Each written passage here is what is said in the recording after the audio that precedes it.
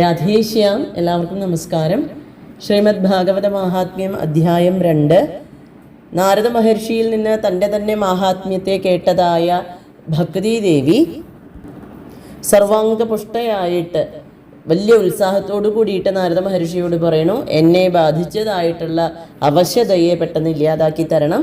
അതുപോലെ തന്നെ എൻ്റെ കുട്ടികളെ ജ്ഞാനവൈരാഗ്യങ്ങൾ അവരെയും ഒന്ന് ഉദ്ധരിച്ച് തരണം. ആ സന്ദർഭം വരെയാണ് നമ്മൾ കഴിഞ്ഞ തവണ അനുസ്മരിച്ചത്. തുടർന്ന് സൂത പൗരാണികൻ ശൗനകാദി മഹർഷിമാരോടായിട്ട് പറയുന്നു, ഭക്തിദേവിയുടെ ഈ വാക്കുകളെ കേട്ടിട്ട് തസ്യാവജസ്സമാകർണ്യ കാരുണ്യം നാരദോ ഗത. കാരുണ്യം തോന്നിയതായ നാരദ മഹർഷി ആ ജ്ഞാനവൈരാഗ്യങ്ങളെ ഉണർത്താൻ ശ്രമിച്ചുകൊണ്ട് തൻ്റെ കൈകളെ കൊണ്ട് പതുക്കെ അവരെ തട്ടി വിളിക്കാൻ തുടങ്ങി.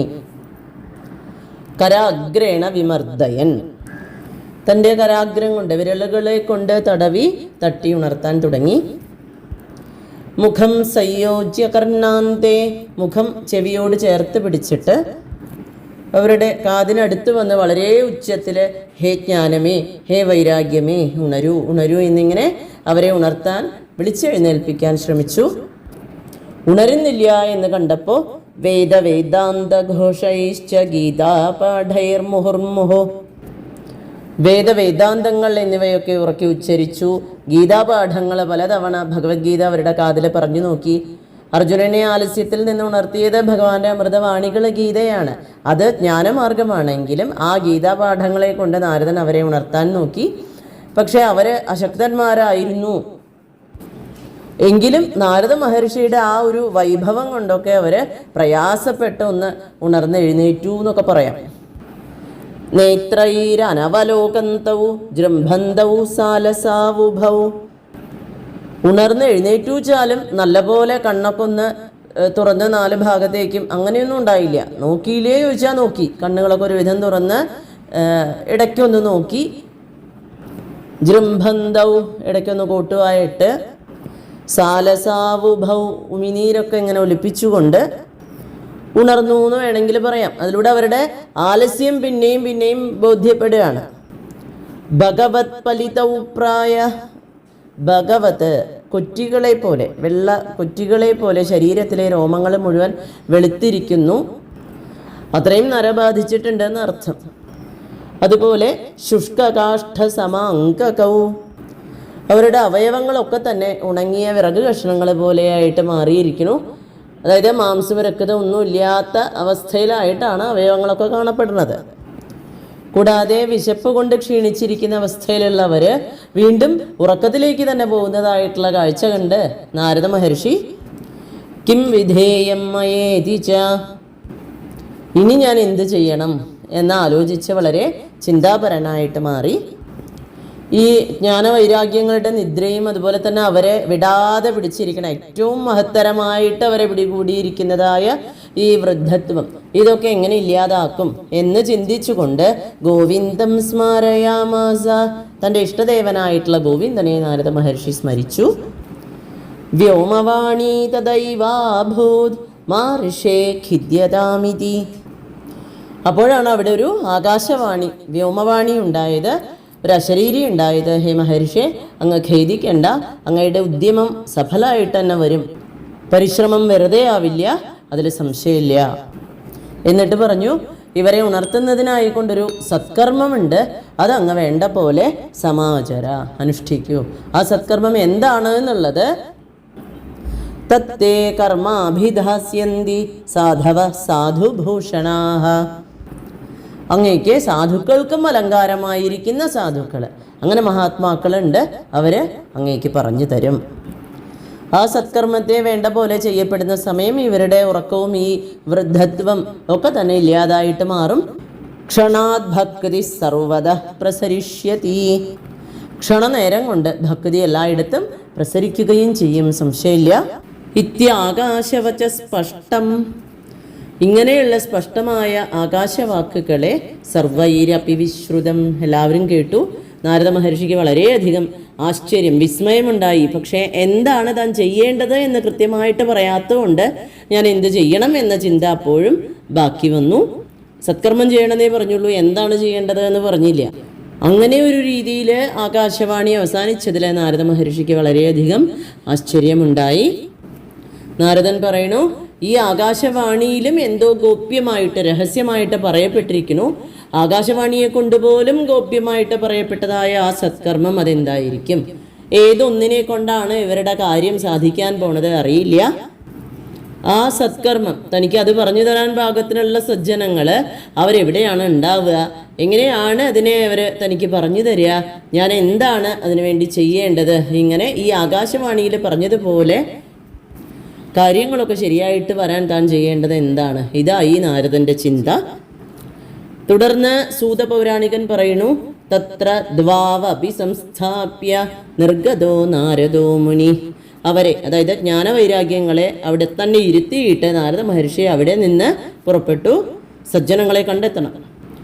തനിക്കിത് പറഞ്ഞു തരാൻ പാകത്തിനുള്ളവർ ആരാണോ അവരെ കണ്ടെത്തണം. അങ്ങനെയുള്ള സജ്ജനങ്ങൾ ഉണ്ടാവുക തീർത്ഥാടന കേന്ദ്രങ്ങളിലാണ് എന്നുള്ളത് കൊണ്ട് ഓരോരോ തീർത്ഥങ്ങളായിട്ട് നാരദൻ സഞ്ചരിച്ചു. വഴിയിൽ കാണുന്നതായ ഋഷീശ്വരന്മാരോടൊക്കെ തന്നെ ഈ കാര്യം ചോദിച്ചുകൊണ്ട് വൃത്താന്ത ശ്രൂയതേ സർവൈ. എല്ലാവരും നാരദൻ ഈ വൃത്താന്തം പറഞ്ഞപ്പോൾ അതൊക്കെ മുഴുവൻ കേട്ടു. ഇങ്ങനെയൊക്കെ സംഭവിച്ചു, ആകാശവാണി ഉണ്ടായി തുടങ്ങിയതായ എല്ലാ വൃത്താന്തങ്ങളും അവർ കേട്ടു.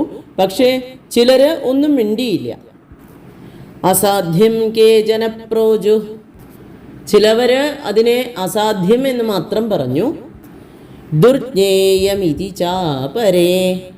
വേറെ ചിലർ ഇതെന്താണ് എന്നറിയാൻ വളരെ പ്രയാസമാണ്, ദുർജ്ഞേയമാണ് എന്ന രീതിയിൽ പറഞ്ഞു. മറ്റു ചിലരാണെങ്കിൽ മൗനികളായിട്ടിരുന്നു, മൂകന്മാരായിട്ടൊന്നും മിണ്ടാതെ ഇരുന്നു. വേറെ ചിലർ ഈ കാര്യങ്ങളൊക്കെ കേട്ട ഉടനെ പലായിതാഹ, ഇതിനൊരു നിവൃത്തി മാർഗമില്ല എന്നുള്ള നിലയ്ക്ക് അവിടെ നിൽക്കുക പോലും ചെയ്യാതെ എവിടെയോ അകലേക്ക് ഓടിപ്പോയി. 3 ലോകങ്ങളിലും ആശ്ചര്യപ്പെടുത്തുന്ന രീതിയിൽ ഹാ ഹാ എന്നുള്ള ശബ്ദമുണ്ടായി എന്നല്ലാതെ ഇതിനൊന്നും ഉത്തരം കൃത്യമായിട്ട് കിട്ടിയില്ല. വേദാന്ത ഘോഷങ്ങളെ കൊണ്ടും അതുപോലെ ഗീതാപാഠങ്ങൾ കൊണ്ടും ഒക്കെ ഉണർത്താൻ ശ്രമിച്ചിട്ടും ഈ ഭക്തിജ്ഞാന വൈരാഗ്യങ്ങൾ ഒന്നും തന്നെ ഉണർന്നില്ല എന്നതുകൊണ്ട് എല്ലാവർക്കും വളരെ വലിയൊരു ആശ്ചര്യം തന്നെ അതുണ്ടാക്കി. ഉപായോ നാപരോസ്തീതി കർണേ കർണേ ച പഞ്ചനാഹ. ഇതൊന്നും കൂടാതെ മറ്റൊരു ഉപായമില്ല എന്ന് തന്നെയാണ് ജനങ്ങൾക്ക് സ്വകാര്യമായിട്ട് കാതുകളിൽ നിന്ന് കാതുകളിലേക്ക് പറയാനുണ്ടായത്. യോഗിന നാരദേനാപി സ്വയം ന ജ്ഞായതേ തുയത്. യോഗിയായ നാരദ മഹർഷിക്ക് പോലും ഇതിനെക്കുറിച്ച് അറിയില്ല എന്നിരിക്കെ വേറെ ആർക്കാണ് ഇപ്പം ഇതിനൊരു ഉപായം പറഞ്ഞു കൊടുക്കാൻ സാധിക്കുക എന്നായിരുന്നു പലരും അവിടെ ചർച്ച ചെയ്തത്. ദേവഋഷിയായ നാരദനെ പോലും അറിവില്ലാത്തതായൊരു ഉപായം, അത് സാധാരണ മനുഷ്യരെ കൊണ്ട് എങ്ങനെയാണ് സാധിക്കുക? അദ്ദേഹം ദേവഋഷിയാണ്, നമ്മൾ മനുഷ്യരായിട്ടുള്ള മുനിമാരാണ്. അദ്ദേഹത്തിന് അറിയാത്തൊരു ഉത്തരം നമ്മൾക്ക് പറഞ്ഞു കൊടുക്കാൻ സാധ്യമല്ലല്ലോ, അതിനുള്ള അറിവും നമുക്കില്ലല്ലോ എന്നിങ്ങനെ ഋഷിഗണങ്ങളിലുള്ള ഓരോരുത്തരും ഞങ്ങൾക്ക് അറിഞ്ഞൂടാ എന്ന രീതിയിൽ മാത്രമാണ് മറുപടികളെ പറഞ്ഞുകൊണ്ടിരുന്നത്. തതശ്ചിന്താതുരസോധ ബദരീവനമാഗത. വളരെ ചിന്താതുരനായ നാരദ മഹർഷി ബദരീവനത്തിലേക്ക് ഒടുവിൽ എത്തിച്ചേർന്നു. എന്തായാലും അവിടെ തപസ് ചെയ്തുകൊണ്ട് ഈ ജ്ഞാനവൈരാഗ്യങ്ങളെ ഉണർത്തുന്നതിനായിട്ടുള്ള ഒരു ഉപായം കണ്ടെത്തണം എന്ന് നാരദൻ തീരുമാനിച്ചു. അഥവാ ജ്ഞാനവൈരാഗ്യങ്ങളെ ഉണർത്താനുള്ള ഒരു ഉപായത്തിന് വേണ്ടിയിട്ട് തപസ് ചെയ്യാൻ തീരുമാനിച്ചുകൊണ്ട് നാരദൻ ബദരീവനത്തിലെത്തി, ബദരികാശ്രമത്തിലെത്തി. താവദ്ദരിശപുരത സനകാദീൻ മുനീശ്വരാൻ. അപ്പോഴാണ് നേരെ മുമ്പിലായിട്ട് മുനീശ്വരന്മാരായ സനകാദി മഹർഷിമാരെ കാണാനിടയായത്. കോട്ടിസൂര്യ സമാഭാസാൻ. കോട്ടിസൂര്യ സമാനമായ ശോഭയോട് കൂടിയിട്ടുള്ള അവരോട് നാരദ മഹർഷി പറഞ്ഞു, എൻ്റെ പരമമായ ഭാഗ്യം കൊണ്ടാണ് ഞാൻ സങ്കടപ്പെട്ടിരിക്കുന്ന സമയത്ത് തന്നെ നിങ്ങളെ കാണാൻ സാധിച്ചത്. അതുകൊണ്ട് ഹേ കുമാരന്മാരെ, എന്നിൽ കൃപ കാണിച്ചുകൊണ്ട് വേഗം ഒരു കാര്യത്തെ പറഞ്ഞു തരൂ. പിന്നെ നാരദ മഹർഷി സനകാദികളോടായിട്ട് അവരുടെ മഹത്വത്തെ പറയുകയാണ്. ഭവന്തോ യോഗിന സർവേ. ഭവാന്മാര് മഹായോഗികളാണ്, അതുപോലെ ബുദ്ധിമന്തഃ അതിബുദ്ധിമാന്മാരാണ്. ബഹുശ്രുതാഹ വേദാംഗാദി സർവ്വതും പഠിച്ചവരാണ്.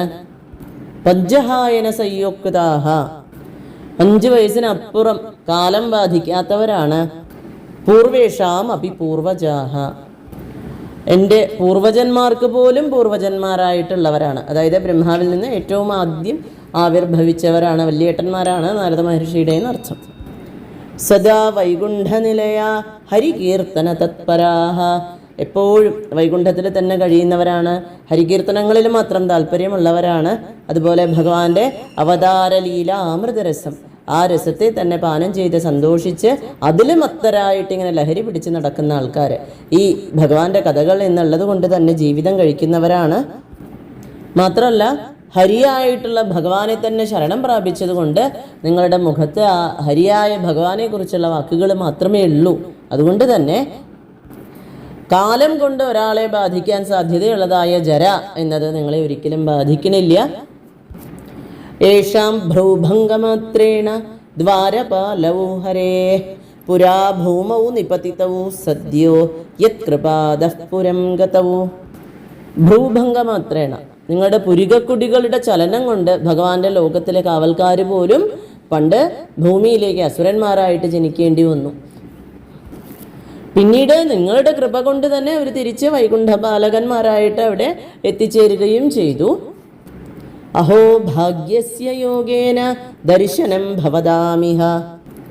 പരമമായ ഭാഗ്യം കൊണ്ട് നിങ്ങളെ എനിക്കിപ്പോൾ ഇതാ കാണാൻ സാധിച്ചിരിക്കുന്നു. ദീനനായിട്ടുള്ള എന്നിൽ ദയാപരന്മാരായിട്ടുള്ള നിങ്ങൾ എത്രയും വേഗം അനുഗ്രഹം തരണം. അശരീരിയിൽ പറഞ്ഞതായിട്ടുള്ള കാര്യം എന്താണോ അതിനെ എനിക്ക് പറഞ്ഞു തരൂ. എന്താണ് ഞാൻ ചെയ്യേണ്ടത്? വിസ്തരിച്ച് തന്നെ അതിനൊന്ന് പറഞ്ഞു തരണേ. ഭക്തിജ്ഞാന വിരാഗാണാം സുഖം ഉത്പദ്യതേ കഥം. ഭക്തിജ്ഞാന വൈരാഗ്യങ്ങൾക്ക് എങ്ങനെയായാലാണ് സുഖമുണ്ടാവുക? സ്ഥാപനം സർവവർണ്ണേഷു പ്രേമപൂർവം പ്രയത്നത.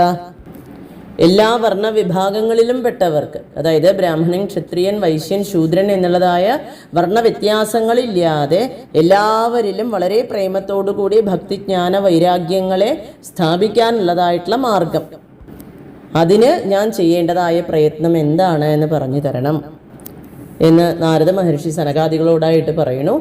നാരദ മഹർഷിയുടെ ഈ പ്രാർത്ഥനയ്ക്ക് സനകാദികൾ മറുപടി പറയാൻ ആരംഭിക്കുന്നു. തുടർന്നുള്ള ശ്ലോകങ്ങളിൽ ആ ഭാഗങ്ങളൊക്കെ നമുക്ക് അടുത്ത പ്രാവശ്യം ശ്രദ്ധിക്കാം. രാധേശ്യാം രാധേശ്യാം.